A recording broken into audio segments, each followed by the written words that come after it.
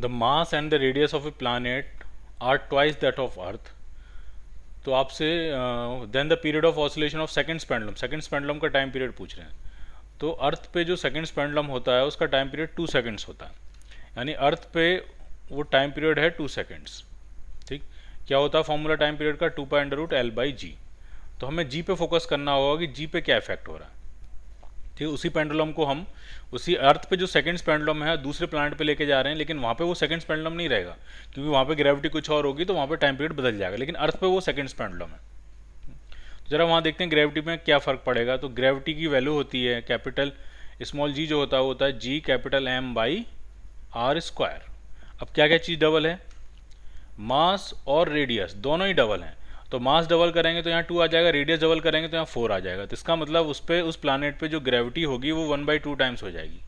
अब आप खुद सोचो, अगर ग्रेविटी 1/2 टाइम्स है तो 2 पर आ जाएगा, यानी उस प्लानेट का जो टाइम पीरियड होगा वो अंडर रूट 2 टाइम्स हो जाएगा अर्थ पे जो भी टाइम पीरियड होगा। So your answer is √2 times of earth पे टाइम पीरियड कितना होगा उसका? 2 second. So it is 2√2 seconds, B part. एक बार फिर से रिपीट कर दे रहा हूँ मैं, समझ लीजिए आप। आपने मास को डबल किया, आपने रेडियस डबल करी, तो मास को डबल किया ऊपर 2 आ गया, रेडियस डबल करी तो नीचे 4 आ गया। कुल मिला के ग्रेविटी हाफ होगी, उस प्लानेट की जो ग्रेविटी होगी वो अर्थ की ग्रेविटी की हाफ होगी। अगर ग्रेविटी हाफ है तो 2 पर आ जाएगा, तो उस प्लानेट का जो टाइम पीरियड होगा वो अर्थ के टाइम पीरियड का √2 टाइम्स हो जाएगा। अर्थ पे सेकंड पेंडुलम का टाइम पीरियड 2 सेकंड्स होता है, तो उस प्लानेट पे हो जाएगा 2√2 second. So your answer is B part.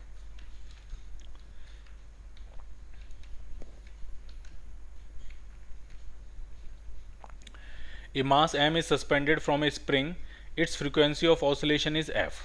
m मास को हमने स्प्रिंग से सस्पेंड किया है और उसकी जो फ्रीक्वेंसी है वो f है। अब हमने स्प्रिंग को 2 हाफ्स में काटा और same mass is suspended from one of the two pieces of the spring. ठीक, तो जैसे आप स्प्रिंग को हाफ करोगे तो स्प्रिंग का स्प्रिंग कांस्टेंट डबल हो जाता है। ठीक है, जो f फ्रीक्वेंसी का फॉर्मूला होता है वो होता है 1/2 पाई अंडर रूट K/m। अब जैसे आपने उस स्प्रिंग को 2 बराबर हिस्सों में बांटा, तो एक हिस्से का जो स्प्रिंग कांस्टेंट होगा वो डबल हो जाएगा, 2 के टाइम्स हो जाएगा। तो उसकी जो फ्रीक्वेंसी होगी वो √2 टाइम्स हो जाएगी। सो your answer is A part. A block of mass 0.2 kg when slides without a friction on 30-degree incline is connected to the top of an incline by a massless spring of spring constant 80 Newton पर metre. मास दिया है आपको और spring constant दिया है, और block को हमने थोड़ा सा स्लाइटली खींचा मीन पोजीशन से और ऑसिलेट कराना शुरू कर दिया, और पीरियड ऑफ ऑसिलेशन पूछ रहे हैं। तो स्प्रिंग ब्लॉक सिस्टम में सबसे इंपॉर्टेंट बात ये होती है कि उसको आप अर्थ पे ऑसिलेट कराओ, इंक्लाइन प्लेन पे ऑसिलेट कराओ, ग्रेविटी फ्री रीजन में ऑसिलेट कराओ, एलिवेटर एसलेटिंग एलिवेटर के अंदर ऑसिलेट कराओ।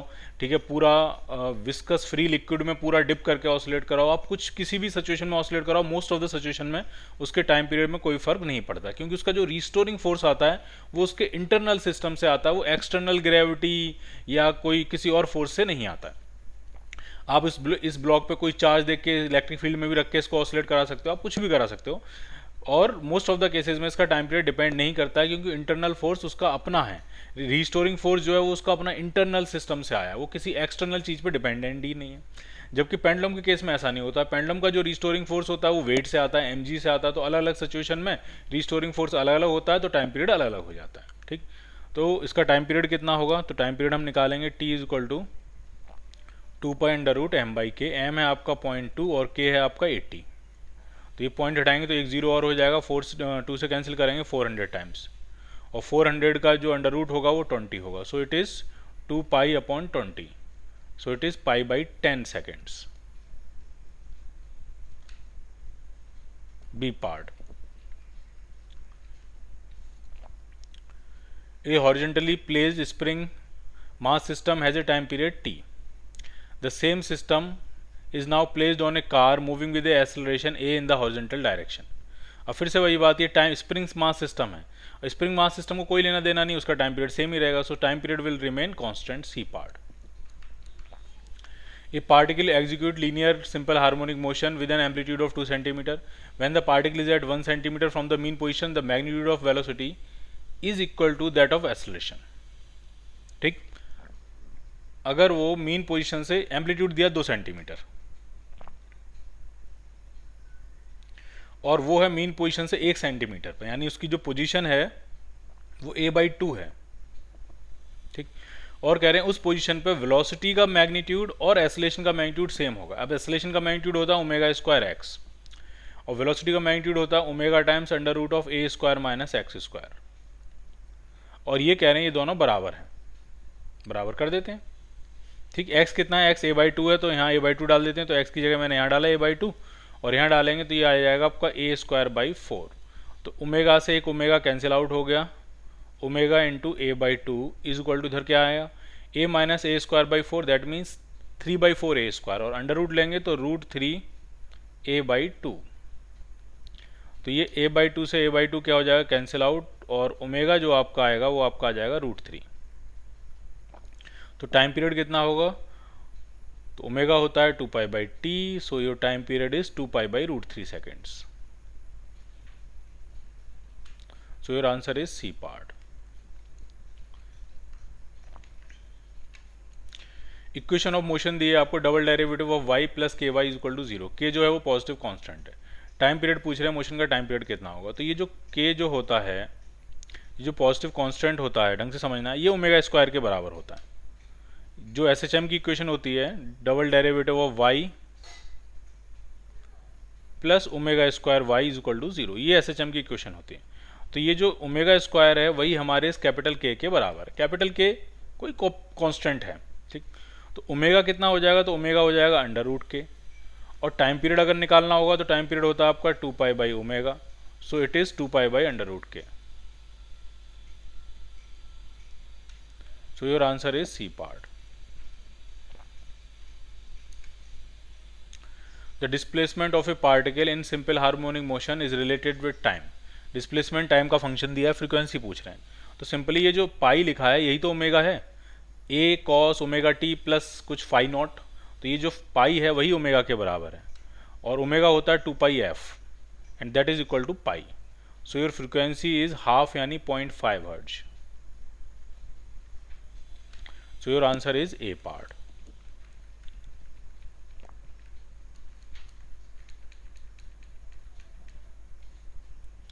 A simple pendulum is made of a body which is a hollow sphere containing mercury suspended by means of a wire। ठीक, एक simple pendulum है और उसके अंदर हमने एक मरकरी भरा है और वायर से हमने हैंग कर दिया, और थोड़ा सा मरकरी हमने ड्रेन कर दिया, तो पेंडुलम के टाइम पीरियड पे क्या फ़र्क पड़ेगा। तो ये बहुत ही आसान है, समझ लीजिए आप इसको। ये मान लिया सिंपल पेंडुलम है और यहाँ पे हमने ये बॉल है मरकरी की। तो जो सिंपल पेंडुलम का जो टाइम पीरियड होता है t is equal to 2 pi under root L by g, उसमें जो एल होती है वो हिंज से लेकर इस मरकरी के सेंटर ऑफ मास, इस बॉल के सेंटर ऑफ मास तक की डिस्टेंस होगी, ये होगी एल। अब अगर आप इसमें मरकरी थोड़ा खाली कर दोगे तो सेंटर ऑफ मास थोड़ा सा नीचे शिफ्ट हो जाएगा। सेंटर ऑफ मास नीचे शिफ्ट होगा तो ये लेंथ की वैल्यू बढ़ेगी, और अगर लेंथ की वैल्यू बढ़ेगी तो टाइम पीरियड भी स्लाइटली बढ़ जाएगा। t is equal to 2 pi under root L by G, length अगर बढ़ेगी तो आपका टाइम पीरियड भी स्लाइटली बढ़ जाएगा। So it will increase. B part. A man measures the period of simple pendulum inside a stationary lift and finds it to be t। Lift के अंदर time period t था, और जब lift rest में थी तब, और जब लिफ्ट g/4 से एस्लेट करेगी तो नया टाइम पीरियड कितना होगा, तो वो समझ लीजिए। टाइम पीरियड जो होता है वो 1/√, इफेक्टिव ग्रेविटी के प्रोपोर्शनल होता है। ठीक, तो t is proportional to 1/√g, क्योंकि लिफ्ट रेस्ट में है तो इफेक्टिव ग्रेविटी g के बराबर ही होगी। फिर जब लिफ्ट ऊपर एस्लेट करेगी तो जो नया टाइम पीरियड होगा and that is proportional to under root of g plus g/4। जब ऊपर एस्लेट कर रही है तो effective gravity g plus a होती है। तो अगर दोनों क्वेश्चंस को हम डिवाइड कर रहे हैं तो ये आपका आ जाएगा t' इज इक्वल टू, इसमें आएगा under root 5g/4 upon under root g। So it is equal to under root 5/4 and that is equal to under root 5/2। तो t' जो आपका आया वो हो गया under root 5/2 times t। So your answer is, शायद मैंने गड़बड़ कर दी, t' आएगा तो ये उल्टा हो गया, तो बेसिकली हम यहाँ मॉडिफाई कर लेते हैं। ठीक है, ये कर देते हैं t/t' की एक क्वेश्चन आ गया। आप डिवाइड करोगे तो आपको समझ में आ जाएगा। तो ये आपका हो गया t, ये हो गया, और ये हो गया t'। तो अगर हमें सिर्फ t' निकालना है तो t' हो जाएगा 2/√5 times t। So your answer is C part. If the metal bob of a simple pendulum is replaced by a wooden bob, its time period में कोई फर्क नहीं पड़ेगा, क्योंकि टाइम सिंपल पेंडुलम का टाइम पीरियड मास से इंडिपेंडेंट होता है. सो it will remain the same. A simple pendulum is attached to the rope of a lift if time period of oscillation when lift is stationary is t. एक simple pendulum में roof से हमने attach कर दिया है और lift stationery तो time period t है. then the frequency of oscillation when the lift falls freely.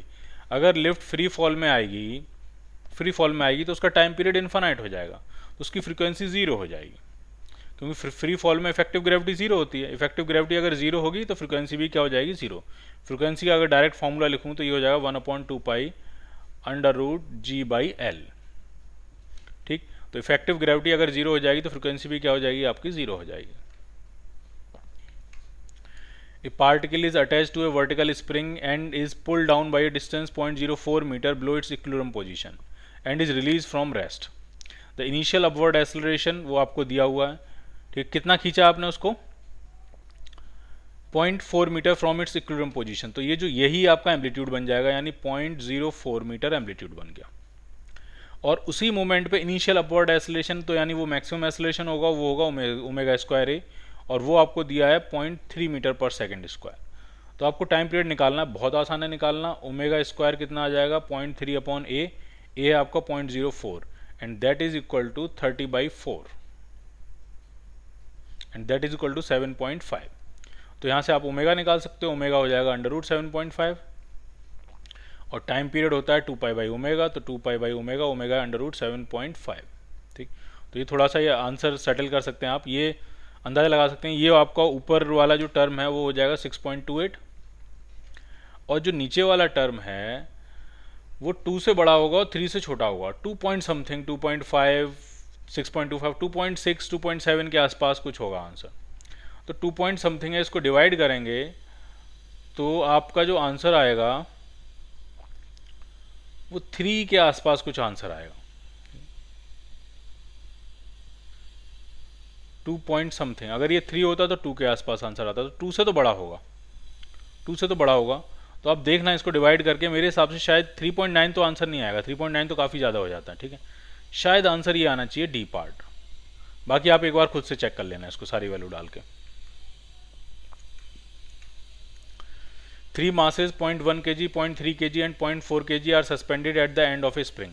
When 0.4 kg is removed, the system oscillates with time period 2 seconds. अब आराम से समझिए, ये 3 मासेस थे, आपने 0.4 kg को रिमूव कर दिया. तो जैसे आप 0.4 kg को रिमूव कर दोगे तो सिस्टम के पास मास सिर्फ 0.1 और 0.3 बचेगा, और टाइम पीरियड है 2 सेकंड. तो इक्वेशन जो बनाएंगे हम, वो बनाएंगे 2 second is equal to 2π√m/k, और m अब बचा है सिर्फ 0.4/k. ये 0.4 कौन सा है, ये 0.4 वाला, ये वाला तो 0.4 हटा दिया, तो ये 0.1 और 0.3 का जो सम 0.4 है वो ये बचा है. तो ये आपका दिया है 2 सेकंड. अब हम कह रहे हैं 0.3 भी हटा दे रहे हैं, तो 0.3 भी आप हटा दोगे तो नया जो टाइम पीरियड होगा t डैश, वो आपका होगा 2π√0.1/k. तो आप डायरेक्ट समझ सकते हो कुछ चीज़ें. मास आपका 1/4 हो गया है, तो मास अगर 1/4 हो जाएगा तो टाइम पीरियड हाफ हो जाएगा, यानी t डैश जो होगा वो 1 सेकेंड होगा. बाकी अगर आप चाहो तो आप दोनों क्वेश्चंस को डिवाइड करके सेटल भी कर सकते हो इसको.